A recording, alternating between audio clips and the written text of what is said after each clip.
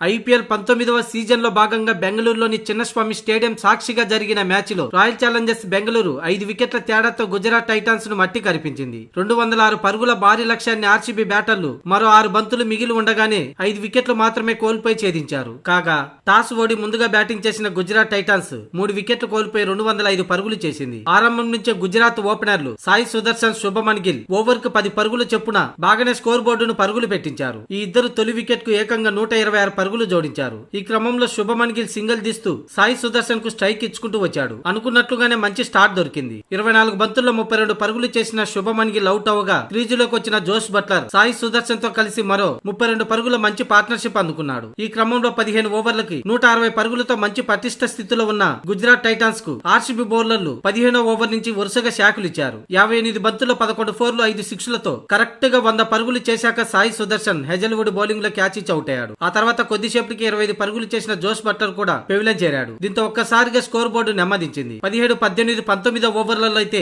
RCB బౌలర్లు కట్టుదిట్టంగా బంతులు వేశారు. అయితే చివరి ఓవర్లో 19 పరుగులు రావడంతో గుజరాత్ టైటాన్స్ 3 వికెట్లు కోల్పోయి 205 పరుగులు చేసింది. అయితే బ్యాటింగ్ అనుకూలించే చిన్నస్వామి స్టేడియంలో గుజరాత్ ఈ స్కోర్ ను డిఫెండ్ చేసుకోలేకపోయింది. 206 పరుగుల లక్ష్య ఛేదంలో ఆర్సీబీకి ఆరంభంలోనే జాకబ్ బెతెల్ రూపంలో షాక్ తగిలింది. 14 పరుగులు చేశాక జాకబ్ బెతెల్ సిరాజ్ బౌలింగ్ లో త్వరగానే అవుట్ అయ్యాడు. కానీ ఆ తర్వాత క్రీజులోకి వచ్చిన దేవదత్ పడికల్ స్టార్ బ్యాటర్ విరాట్ కోహ్లీతో కలిసి గుజరాత్ బౌలర్లను ఒక ఆట ఆడుకున్నారు. వీరిద్దరూ రెండో వికెట్ కు 115 పరుగుల విలువైన భాగస్వామ్యాన్ని నెలకొల్పి విజయానికి పునాది వేశారు. అయితే ఆరంభంలోనే మహమ్మదీ సిరాజ్ బౌలింగ్ లో విరాట్ కోహ్లీ అందించిన క్యాచ్ ని వాషింగ్టన్ సుందర్ జారవిడిచాడు. దీంతో అంది వచ్చిన అవకాశంతో విరాట్ కోహ్లీ హాఫ్ సెంచరీతో దూసుకుపోయాడు. మరోపక్క దేవదత్ పడికల్ 27 బంతులు 55 పరుగులు చేసి అవుట్ అయ్యాడు. ఆ తర్వాత తన క్లాస్ బ్యాటింగ్ తో అలరించిన విరాట్ కోహ్లీ 44 బంతులు 8 ఫోర్లు 4 సిక్స్లతో 81 పరుగులతో సెంచరీ దిశగా సాగుతూ జట్టు స్కోరు 154 పరుగుల వద్ద జేసన్ హోల్డర్ బౌలింగ్ లో పెవిలియన్ కి చేరాడు. ఇక ఆ తర్వాత రజత్ పటేదార్, జితేష్ శర్మ తక్కువ పరుగులకే అవుట్ కావడంతో మ్యాచ్ కాస్త ఉత్కంఠంగా మారింది. కానీ చివరి ఓవర్లలో కృణాల్ పాండే 17, టీమ్ డేవిడ్ 9 పరుగుల బాధ్యతంగా ఆడి జట్టును విజయ తీరాలకు చేర్చారు. ఇక గుజరాత్ తరపున సాయి సుదర్శన్ చేసిన అద్భుత సెంచరీ వృధాగా మిగిలిపోయింది. ఇక ఈ విజయంతో రాయల్ ఛాలెంజర్స్ బెంగళూరు జట్టు పాయింట్ల పట్టికలో 2వ స్థానానికి చేరుకుంది. ఇక ఓటమితో గుజరాత్ 7వ స్థానంలో ఉంది.